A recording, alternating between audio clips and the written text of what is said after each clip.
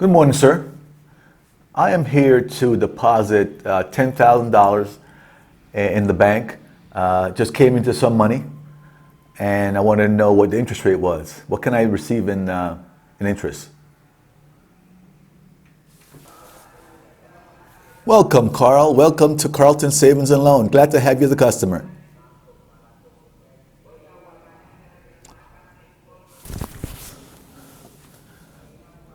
You'd like to deposit $10,000 in the bank? That's great, sir. I would love to accommodate you. Love to have your money. We have a great rate. It's 2%. How'd that sound? So 2%. Oh, that's a great rate, sir. 2% is a great rate. I love to have 2% rate. It sounds good to me. It's acceptable. Let's get going. So I want to clarify, you pay us 2% to keep your money. Okay? You understand? You're paying us 2%.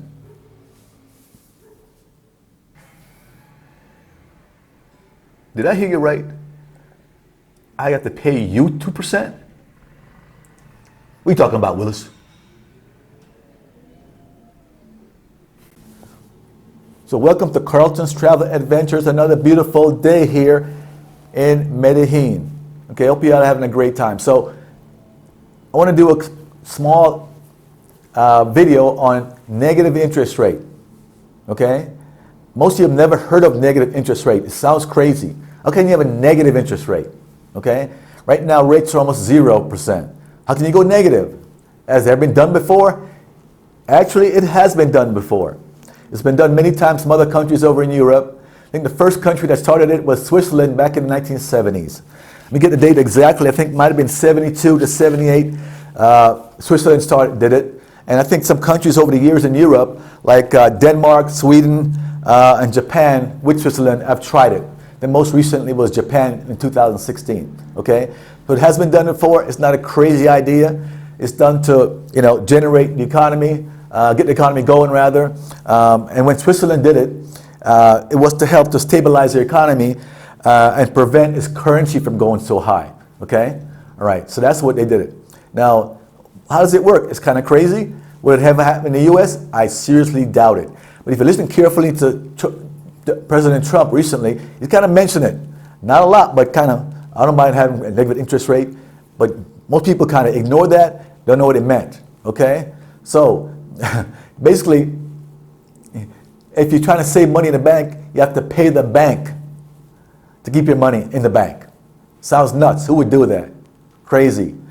But let's say that the ECB, European Central Bank, that keeps the money from all the big banks it's like the Fed over there. They say all the banks want to keep extra cash, taking all this money and keep extra cash in the ECB. What they'll do is they charge them to keep the money there. Okay, so you have an extra reserve, you want to keep it in the bank. No. We're going to charge you 2%, 3%, 5% to keep the money in the central bank. All right, so the idea is to go out and lend it out, give loans out, give it out. Get people going, get the economy going. Lend the money out. Don't keep it, on your balance sheet. Don't save it up. Okay, so that's kind of the idea to get the economy going. It's not a crazy idea. Will it ever happen in the U.S.? I doubt it. Okay,